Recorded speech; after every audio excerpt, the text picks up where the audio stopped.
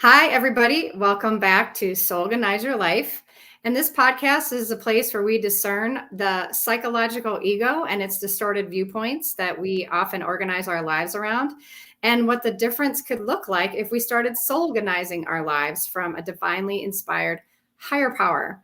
The soul has nothing but love for you, and the ego will always tell you that you're not enough. It will tell you to go get more accolades, more achievements, more possessions, and it will constantly tell you to judge people or distrust your judgment, and not trust yourself. And so the soul is around and it's trying to whisper to you. And as you discern your ego over time and you help flush out its tendencies to cause you suffering, the soul can get a little bit louder and you can start to hear some really great guidance, because you know what? The soul doesn't want your vote, doesn't want your money, doesn't want your approval. It just wants to be of service. And that's what this podcast is about.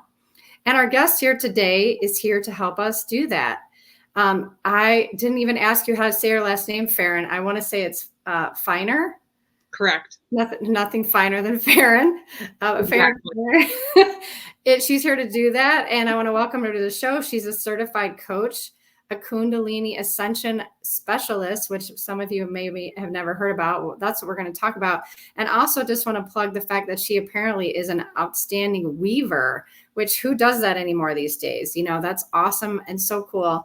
And she, you can check that out on our website. She definitely has the ability to weave in time with you, on like in real time, and weave according to who you are energetically. So maybe we'll do another podcast on that, but we're really going to focus today on her being a Kundalini ascension specialist, because I think that's most applicable to some of the clients that I've seen kind of come in and be in psychological crisis and not really understand what's actually happening to them.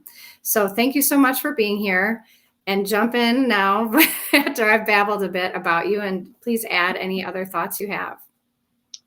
Thank you, Wynn. I'm really excited to be here and get into this conversation. So nothing to add, but excited to dive in. Yeah, so I feel like a Kundalini awakening is such a very distinct, separate point in time. It's not like some people I talk to on the podcast will say over time they realized that they had an ego and then they sort of had this slow burn awakening, which I would say is more what I had. But some people have a very abrupt moment that is so jarring, and a lot of times it is attributed to a Kundalini awakening. So I was kind of curious if you could just start out by saying who you were before that happened, and then what actually happened to you, if you don't mind sharing that. Yeah, I would like to expand on that a little bit, because Kundalini energy and a Kundalini awakening is a process, and it is a long process, and it takes many years. And what you're referring to is an inner conjunction, or the buildup of polarity at the root, that causes what we call a Kundalini awakening, which causes this release of energy at the root, up through the chakra system and out the crown. But sorry, I blanked mid-sentence. Yeah. No, thank you for that clarification, because like you said, awakening is a long process, but the inner conjunction, which not everybody feels during their awakening, is something that happened to you. And you were somebody probably very different before that happened. So I'm just curious who that person was. Yeah. Oh, that's where I was going with that. The Kundalini awakening in general is process of expanding your nervous system and growing your nervous system to hold more energy in it. So it takes time. So before my Kundalini awakening, the inner conjunction that I had, that phenomenon, I was a staunch atheist, for many reasons. And I was lost in a lot of ways and searching for meaning. At that point, I didn't know it was soul, or I wouldn't have called it that, but that had gotten a hold of me. I had noticed certain patterns in relationship and in career that I was repeating, that I wanted out from, but felt like I don't know what to do. And that's when I really got into science, and in particularly neuroscience, and just trying to research why I have like a knowing, but my actions aren't fitting that knowing, and why, why things are feeling so out of alignment, and just trying to make sense of everything. And that kind of led me down the path of self-hypnosis and neurological reprogramming. Definitely like to manifest what I wanted. Like I got into manifestation, but from a science-based lens to try to get the career and get the relationship. And that was what I was wanting, those big changes in my life. And that led me to Dr. Joe Dispenza's work, which kind of started expanding my consciousness in a lot of ways. I went to a couple of his retreats and was seeing people heal their bodies and having these transformative experiences. And it was becoming clearer, like my ego couldn't deny that reality wasn't what we're kind of conditioned, or at least for the most part, conditioned to perceive what it is, or, this very black and white thinking of what life is.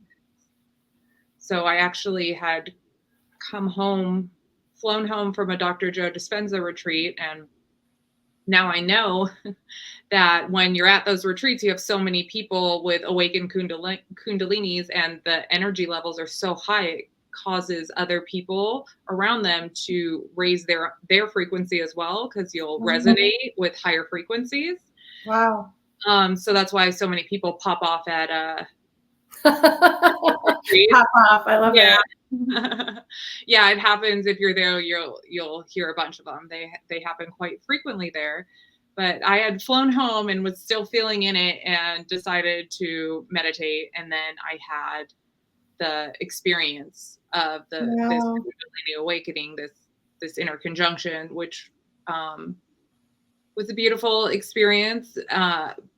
And I also knew in that moment that I had been lied to about everything, and that I knew for sure reality wasn't what I had been told. And coming from like a very atheist background, I actually didn't know much about most religions. And so it led me on a very deep search to figure out what was going on with me and why it was happening. I mentioned, I'm very heady. I was very into neuroscience and like the scientific workings of the body, and how everything in the body works and produces different chemicals, and why we do what we do. So yeah. Wow. So before we get into the juicy discussion, so you sort of defined your ego, you said, as a pattern, a set of patterns that were causing you suffering, which is, you said in relationships or at work. Is that kind of how you identify your ego now, as a set of patterns? Part of it. I believe that ego is mind. So it's not only your conditioning and patterns, but it's also, epigenetical, your lineage, what's handed down to you as well. And these are all, your cells remember everything. So these are, it's kind of all of that. It's mind, it's identity. So I think it's just that broader paintbrush stroke of that. Yeah. And so before you went to seek out Joe Dispenza and all of that, how did you form what was that identity in a couple sentences? Like, how did you identify yourself? I don't know. That person's gone. I really couldn't even, I'd have to sit here and think about it. I don't know. That person doesn't exist anymore. I think, because it's an illusion, right? We've learned that the ego is a set of identities that are an illusion, and you're saying it's gone. But before that, I think the only word you really used was atheist, right? Sort of, and a set of patterns. And so I think you can probably faintly remember that, right? And then how your life changed after that. You also said that you had been suffering from a long-term illness before that. And so that must have been part of your identification as well, I would guess. Yeah, yes. So in those terms, like, yes, I was diagnosed at 16 was with ulcerative colitis, had been on medication my entire life. Yeah, didn't believe in higher power or anything Yeah. of that sort. So I identified that way. And it was exposure to Dr. Joe's work that I saw people with stage 4 cancer riddled all over their body, gone. Brain tumors, gone. I was at a retreat and somebody with ALS got out of a wheelchair and started Oh walking. my gosh. Mhm. Oh, Yeah, it's really my heart just bursted open at those I retreats. bet. I ended up receiving a coherence healing after I had gotten off medication in last October, at one of his retreats. Was fortunate enough to receive one. So, yeah, it Wow. definitely. Mhm. Wow. So it's interesting that you, like you said, it's hard for me to even remember who that was, but there are bits and pieces of of identity, of illness, probably chronic, right? And like you Mhm. said, there's no higher power. There's nothing else besides traditional means to help me, and then some patterns that I picked up from my family, and that maybe didn't feel great in relationships or in a career, and you weren't feeling it, and then you said, but there was a moment when your ego knew that it could no longer survive everything that you were doing to overcome it, Mhm. and then things changed. Mhm. Yeah. It was a progression, like, yes, the interconjunction moment was such a huge moment that it was very definitive of a place where I pivoted on my path and started changing my beliefs. But there was many moments up to that point that led me to that point, and after that point as well, to now be aiming for unidentified, really, um, but also just be a person in this lifetime wanting to be of service as much as possible to as many people as possible, and just trying to align with the highest form of love that I can in this lifetime, and taking whatever lessons, catalysts, trials and tribulations, all that come my way, and understanding that they're learnings for my highest good always. Yeah, and as a therapist sitting with clients in private, I often feel like some of them are having an awakening that doesn't feel good.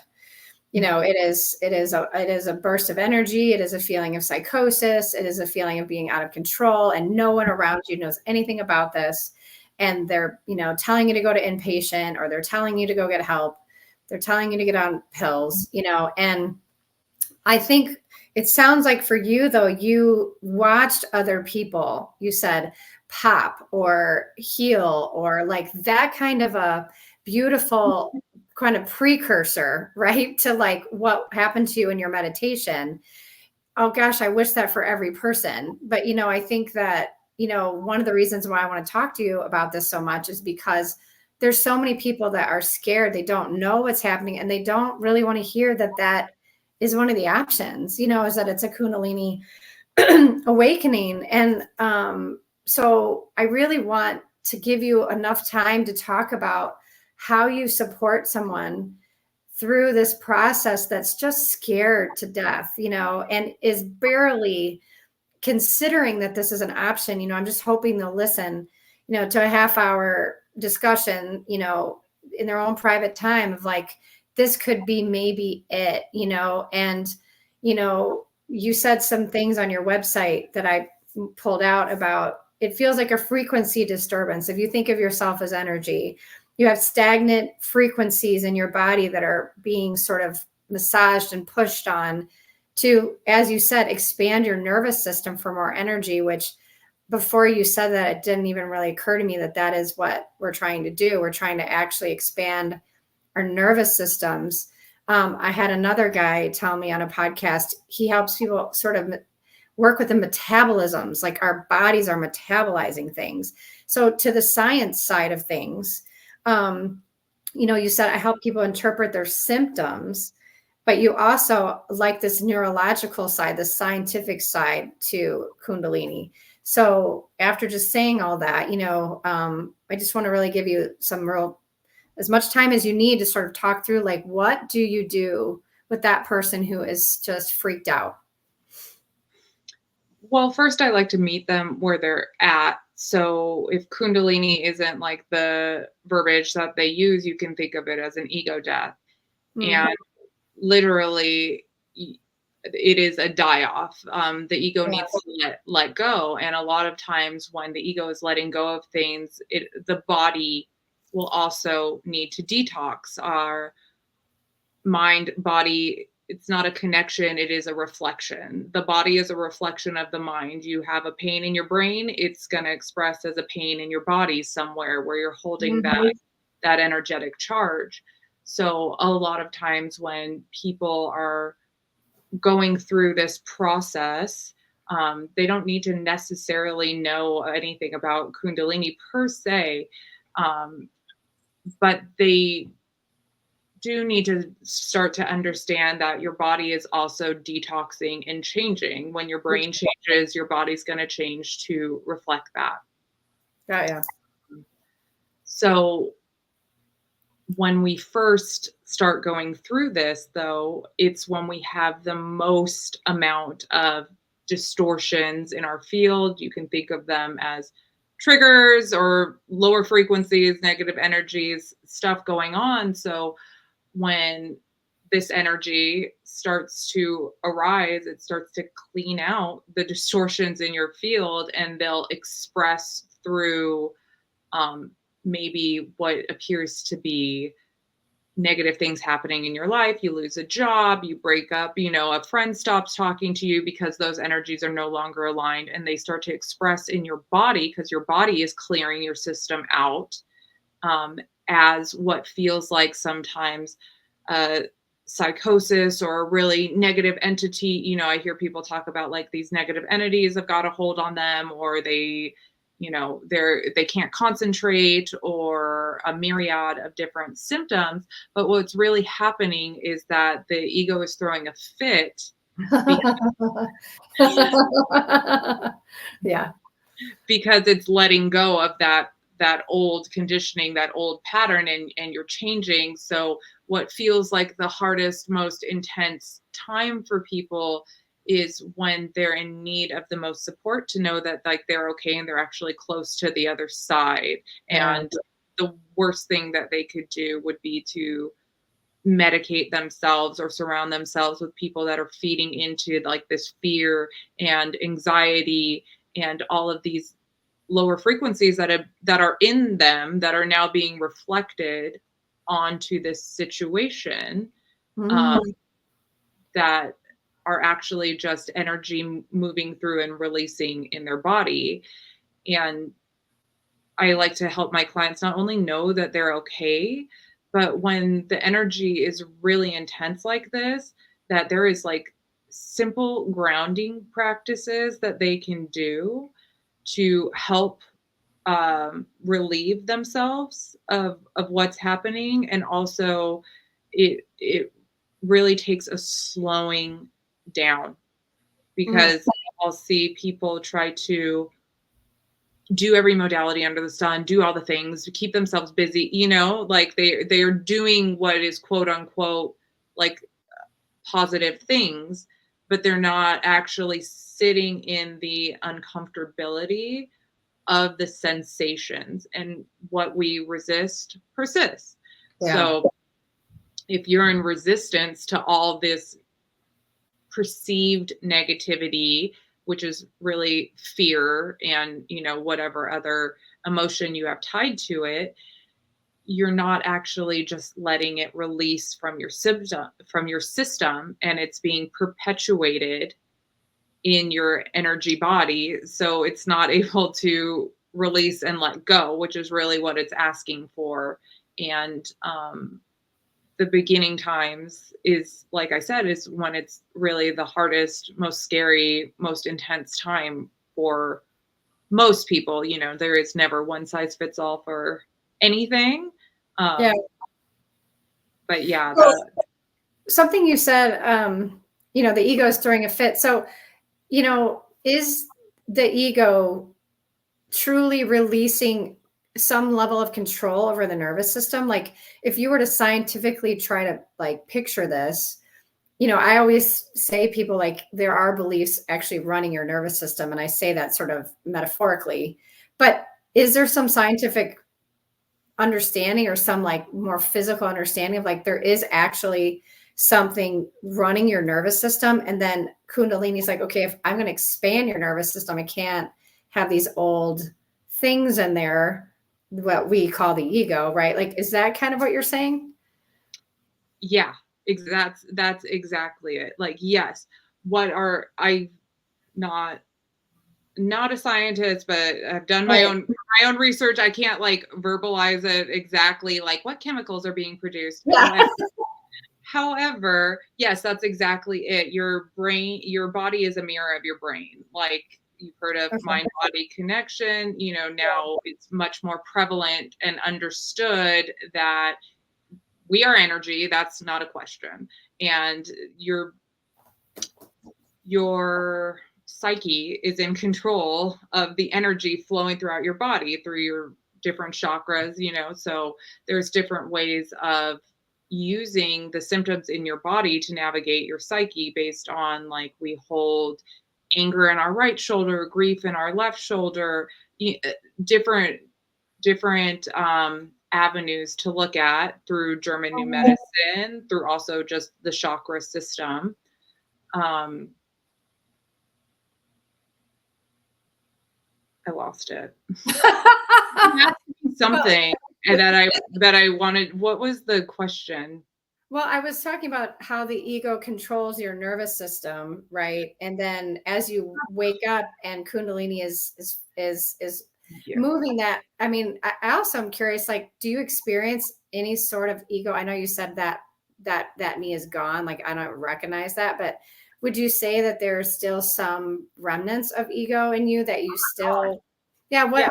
what do you notice still? Like, because the point of this podcast also is to really define the ego when it causes you suffering and what it looks like when your soul is guiding you more, right? And so clearly your soul is guiding you more. You changed your career and you changed a lot of the physicalness of your life, right? Based on the fact that your soul or higher power, whatever you call it, is now really running the show. But my guess is you still experience some level of ego that still rises up, or maybe it's not even a bad thing anymore. I don't know. How would you define it now? Oh my gosh. Yeah, it's a forever thing. That's why I have a body. It's just different, and I have awareness. So I'm never going to be able to stop what feelings arise in me, what thoughts arise in me. Uh, Mm, I'm just quicker to notice it, have integration in my body so that I don't act upon it, so that my subconscious belief and programming doesn't take over. Because when our subconscious takes over, we disassociate and we leave our body. And so mm, that's part of staying embodied. Like, if you go into fight or flight, or you go into this subconscious programming, to actually pull yourself back into your body so that you're physically still here and sitting in whatever is uncomfortably arising. And mm, that way you're able to make new decisions and take new action from that place. So even though something arises that makes me angry, or that I have anxiety or fear over, I am able to still stay in my body during that and make a new decision. And sometimes I don't, but then I am fully aware of, okay, this is what happened.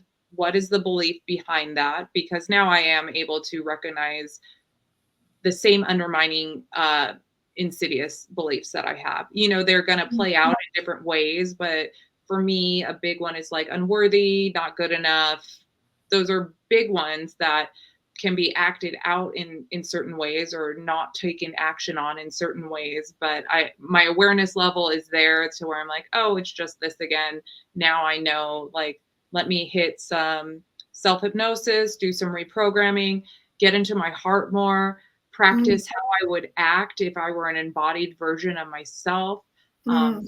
not to spiritually bypass, also sit with that feeling when necessary, because there's a mostly inner child in there that's needing to be sat with. I would say 80% of the time it's inner child work. That inner child is scared and running the show because that's when you were subconsciously programmed with this conditioning, and needs to be held again. So my awareness level is more and my reactions are different. And it's allowed me to take all these new actions to change so much about myself, but it's always a forever process. Yeah. And when we talk about that, like versus soul, because I recently was asked a question like similar to that, like how do I know what to deal with? I'm feeling overwhelmed. And I I think our souls are our connection to source, and they're helping guide us through this lifetime. And if we look at what's on our plate right now, it's showing us what we need to remove one step at a time, by the triggers or different circumstances that are throwing us into our subconscious beliefs all day, where we're not in our heart. What's presenting right now? Because I will tell you, when we talked about like me then versus me now, me then wanted everything all at once, and was trying to manifest like the career and the house and the partnership and whatever it is, the health. But there's like a million incremental steps that need to be made in between then and now, and 10 years and 10 years from now. And I think that's kind of where people like get stuck a little bit, and their ego can take over and pull them down because they're expecting like huge transformations, when really it's that 1% different every day, 1% different every day, and that sends your life into a completely different trajectory. And that embodiment doesn't usually work where it's just like poof, and you're changed, and you can reprogram that ego belief. I mean, sometimes it does. You have like a plant ceremony or some kind of experience. Of course, there's room for all realities and anything in this life. But mostly it takes being able to sit with the feeling, reprogram in a new belief, and take action from that new belief. And if you haven't reprogrammed in a new belief, you're not able to actually take the action. So if you're not taking the action, it's still there, basically. Yeah. But to just keep at it. And your soul is what's behind that desire to take actions to learn. It's that very clear, expansive messaging before the ego takes over and tells you a million reasons why you can't. Yeah, that was a good distinction of hearing how the ego, you said, sort of wants everything now, versus the soul will, when you trust it and you hear it speaking to you, it's like a tiny little step each day, and you're excited about those little steps, and they mean something. They mean something to you. Like when I have those moments, it's like, oh, that was so meaningful to me, versus no one else is gonna know that meaning, right? And the ego is telling me something different. It's like it doesn't mean anything if other people don't notice it. So it's kind of what I'm hearing you say. And just after the awakening and all the work that you do now, is there's a real, like, you can catch it. You can catch those moments when it becomes overwhelming. You're starting to like, why am I feeling anxious, or why am I feeling this way? And you can just sit with that and let it come up for you in like this beautiful way. And you sort of love it and release it and keep going. Is that about correct? How you? Yeah, it's a process, and it's a forever process. And I go through big emotions, and it gets easier. And at the foundation of that is awareness, and that starts with slowing down, meditation, connecting to yourself, connecting to your body. Meditate on your body. Meditate on any symptoms arising in your body. Where your awareness goes, energy flows. So you put your attention on something and you feel into the energy and it communicates with you. Same way you go into meditation and you put your attention on whatever trigger is arising in you and it'll start communicating with you. Every thought you have is a response to something, like we're not just thinking random things all day, even though it feels like that. When you start paying attention, your thinking is a mirror of what's going on in your subconscious and your subconscious programming that's running your life and why you're.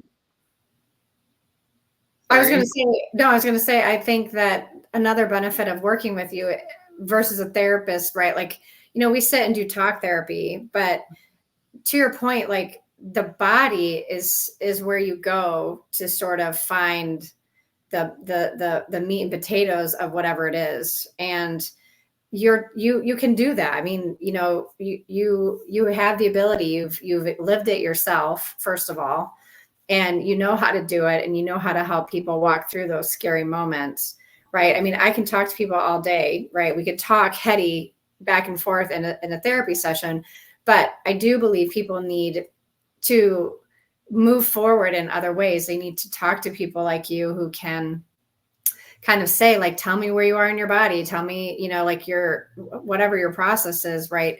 That we don't say that much in clinical therapy, that your body is a reflection of your mind. We don't. And that, I know, but that in itself right there, right? And I'm not, we're not trained to do that either. In fact, I think some people would think that was kind of weird. I just want to talk about things, right? So again, I think that's why it's so important for people to know who you are, what you do, and how that they can have a place, a safe space to talk to people about this that maybe feels crazy to say to another person, that they, I know you believe in them because you believe in humanity, period. I know that you believe that humanity is going through an ascension process, and this is the natural way to do that, even though most people don't know that. And so you can believe in someone without knowing them. We're priceless. That we are meant to go through this process. So, on your website where you say you want people to know they have someone who believes in them, and they're like, the ego would say, well, how can you believe in me? You don't know me. But humanity, and you do know what everyone is possibly going to go through. Yeah, in that respect, I know metaphysical principle and I know God, and I know oneness, and therefore if you want to just stick to like scientific aspect of it, or that kind of lens, it's like, okay, if we're all energy, there's one energetic force, and it's just quantum physics, metaphysical law, principle, of oneness. And you can just look at like, the energy bodies that we are. And if we're all energy, like obviously, where something's happening in our body is just distorted energy. Not that our bodies are stupid and fighting against us. And I mean, let's be real, at this point, it's like, if you're still looking through the lens of pharmaceuticals are great and big pharma has my best interests at heart and Western medicine is number one, like, I'm not your person. Right. I have much love for you, but they're not listening to this podcast anymore. I'll tell you that much. Like, I hope we catch a few. And I hope that the people that are listening do reach out and find you. And so, Farron, how can people find you? They can find me on Instagram, Farron Feiner Coaching, FarronFeiner Coaching. They can find me on my website, farronfeinercoaching.com.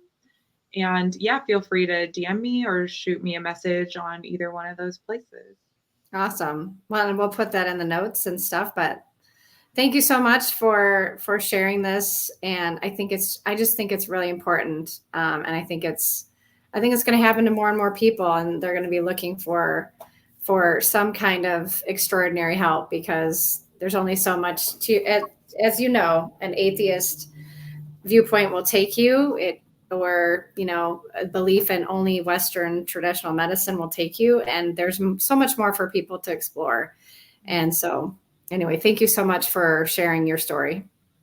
Thank you so much for having me, and thank you for your contribution to helping people and having these expansive conversations. I appreciate you. Thank you. Appreciate you too. Have a great rest of your night. You too, Wynn.